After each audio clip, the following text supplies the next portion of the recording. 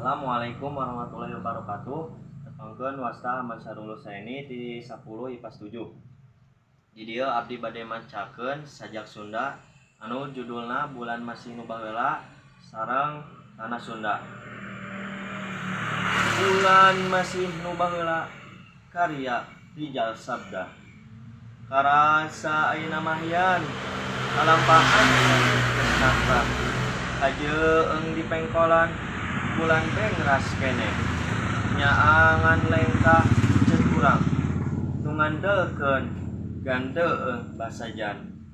yan bulan masih nu baheula najan cahyana dicangkalak katunaan wirahmana angger marengan rengkak kurang nu estu ringgil diharepan nu can kalakonan. Tanah Sunda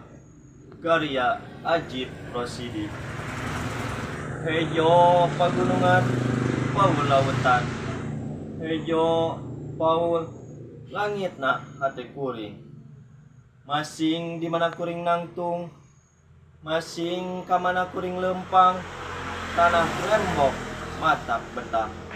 angin nyeot nyuman tarang, masing di mana anjeun nunduk, masing iraha anjeun cumeluk, kuring mo mumpang, kuring rek datang, neulkeun tarang, neulkeun jantung, kuring tungtung tetepan, kuring tungtung tetepan, tungtung bedil mincer dada,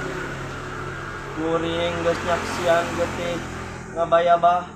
kuring geus nyaksian panon caralong tangga, maranehna nu mika cinta lemah cai alungsar teu walakaya,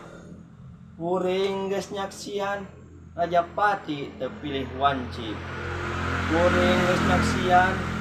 nu ngarinah bagi geunah,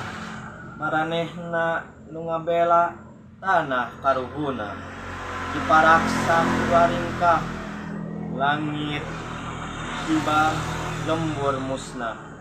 walungan banjir ku getih, sawah ruhai kumak burahai, angin ngahiuk berahan fitnah, hejo pagunungan paul lautan, taya kamarasan ngan katu genahan, hejo pagunungan paul lautan, taya katentraman ngan